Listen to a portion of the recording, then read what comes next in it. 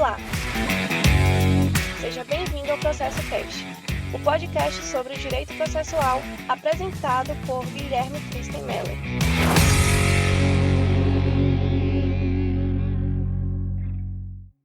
Olá, bem-vindo ao episódio de hoje do Processo Cast. Muito bem, hoje enfrentaremos uma das duas perguntas, ao meu ver, mais complexas de se responder sobre o direito processual. O que é jurisdição? Vejam, paralelamente com a outra pergunta, no caso, o que é o processo, a complexidade que eu afirmo morar em ambas está no ponto dos desacordos doutrinários sobre as respostas a elas. Isso decorre de um ponto muito específico.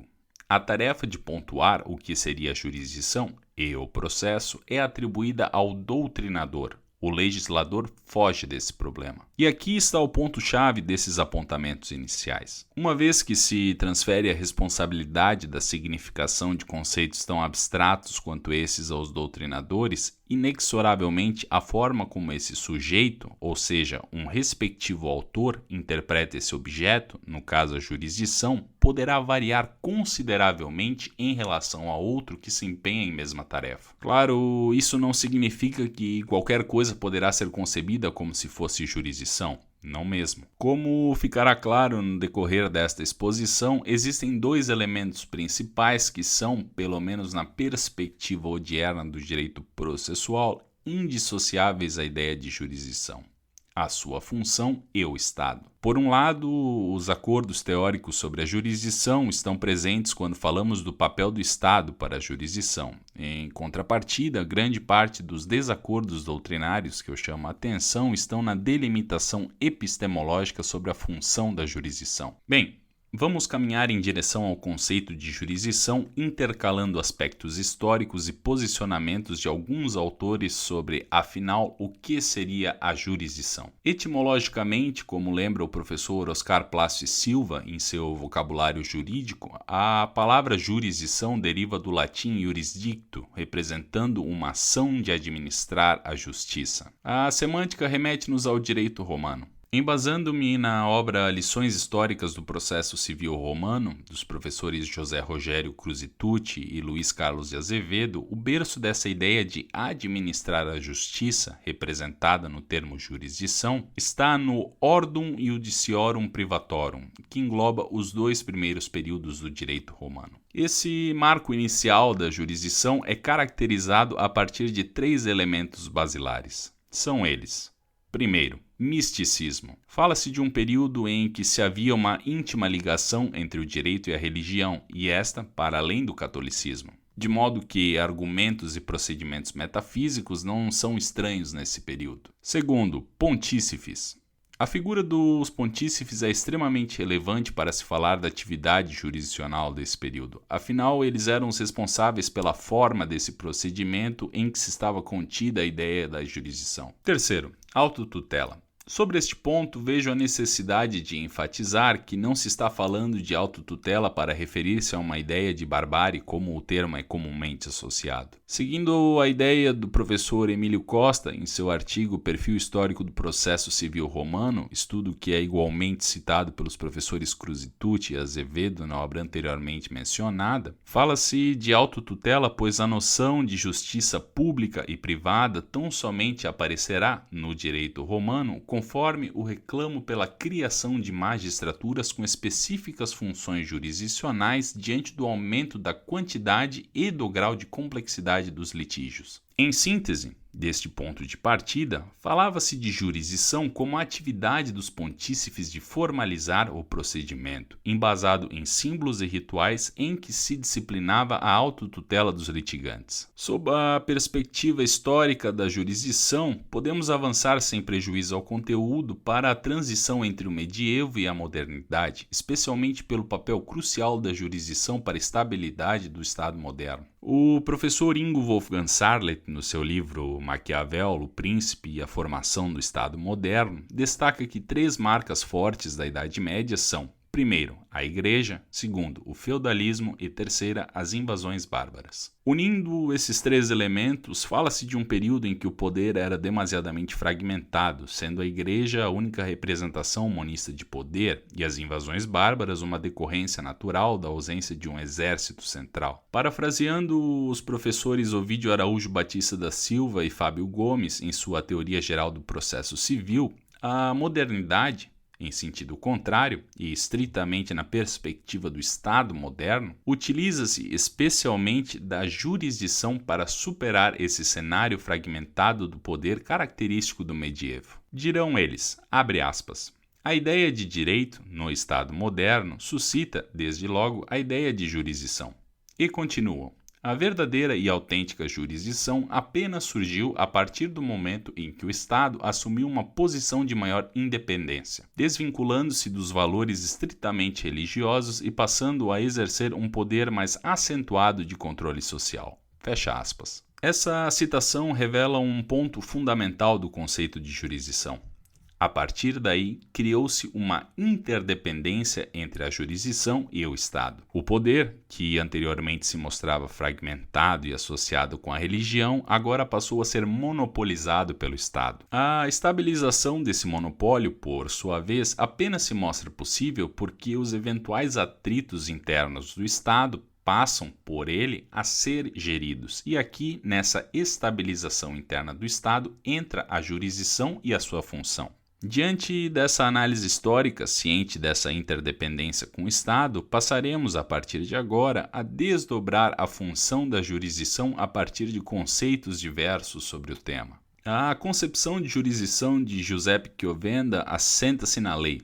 Mais precisamente, ao considerar que a lei transmite uma vontade geral, a jurisdição, outro sim, seria o poder do Estado de efetivá-la. Por outro lado, temos Francesco Carnelucci, o qual expressa posição não muito distante ao do seu conterrâneo. A grande distinção teórica entre ambos está em que, enquanto o primeiro, no caso Chiovenda, considera a lei e o direito como sinônimos, dualismo, o segundo, por mais que nunca tenha adotado uma posição, ao afirmar que seria a jurisdição a ferramenta do Estado de justa composição da lide, insere-se em um monismo metodológico, em que a figura do Estado está na efetivação da lei mediante a observação das peculiaridades de cada lide, ou seja, conflito de interesses. Um conceito de jurisdição detalhado é apresentado por Jaime Guaspi e Faustino Aragones. Para eles, a jurisdição é a função do Estado de satisfação de pretensões, observável em três perspectivas. Primeira, objetiva, ligado com a dimensão das matérias processuais que intervêm o Estado. Segunda, subjetiva. Por sua vez, trata-se de um conjunto de órgãos estatais que intervêm no processo. E, terceira, enquanto atividade, aqui representando o conjunto de atos que são realizados pelo Estado quando na intervenção nos processos. No Brasil, existem diversas posições curiosas que podem contribuir com essa investigação.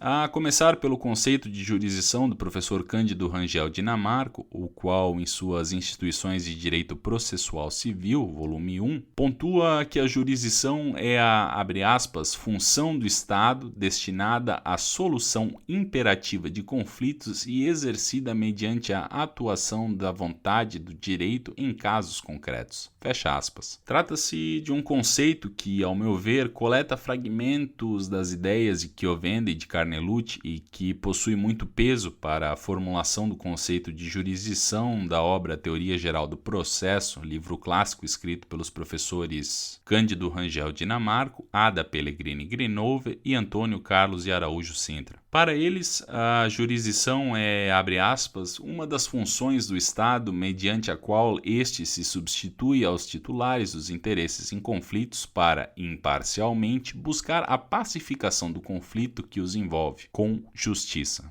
Fecha aspas. Quiçá pelo papel fundamental do trio para a autonomização do estudo da teoria geral do processo enquanto disciplina autônoma no Brasil, este seja o conceito mais difundido nas universidades brasileiras. Por fim, outro conceito, e este é particularmente tentador, é o do professor Carlos Augusto de Assis, na obra Teoria Geral do Processo Contemporâneo, para quem a jurisdição é a, abre aspas, função exercida em caráter substitutivo através da qual o Estado, em cumprimento da garantia constitucional de inafastabilidade do controle, atua o direito, seja mediante declaração ou execução, produzindo pacificação social e, consequentemente, tutelando os direitos. Fecha aspas. Pois bem, e o que podemos concluir a partir desses diversos conceitos? Particularmente, ao falar de um tema como a jurisdição, não gosto de apontar o dedo e dizer este ou aquele autor estão equivocados, enquanto este ou aquele acerta em suas observações. Eu vejo que o conceito de jurisdição, especialmente quando falamos sobre a sua função, é algo muito íntimo de um determinado pesquisador.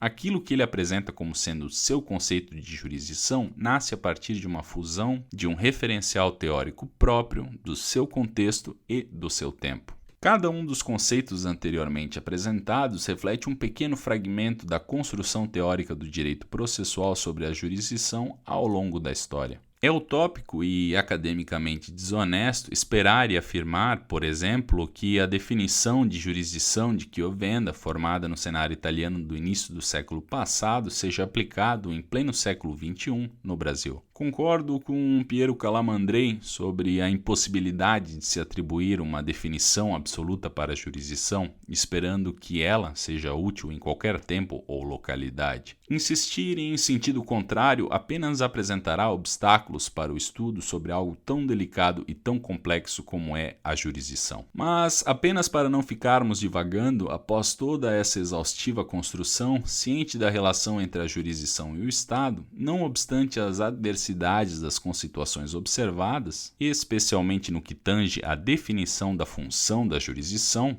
entre acordos e desacordos, podemos observar uma convergência em todas elas. Quiçá, para instigar o assunto e estimular o estudo dos que me acompanharam até aqui, eu poderia especular que, odiernamente, a jurisdição se consolidou como um mecanismo que visa proporcionar, a partir do Estado, a estabilidade da harmonia de sua respectiva sociedade, tutelando os direitos dos indivíduos que a compõem a partir de diversos caminhos, ou seja, formas pelas quais será possível alcançar essa finalidade, observando, no entanto, valores próprios de um determinado período e contexto. Como eu já falei em episódios passados, eu não sou e nem quero ser o senhor da verdade. Contanto que fundamente de maneira correta, você é livre para discordar de absolutamente tudo o que eu falei aqui. A minha proposta é, e tão somente, contribuir com responsabilidade, imparcialidade e honestidade para o avanço do nosso direito processual. Este é o Processo Cast. Espero que este episódio tenha sido tão satisfatório para vocês quanto foi para mim. Para hoje eu separei a obra de arte The Rock, de Peter Bloom. Agradeço pela sua audiência. Até o próximo episódio. Tchau!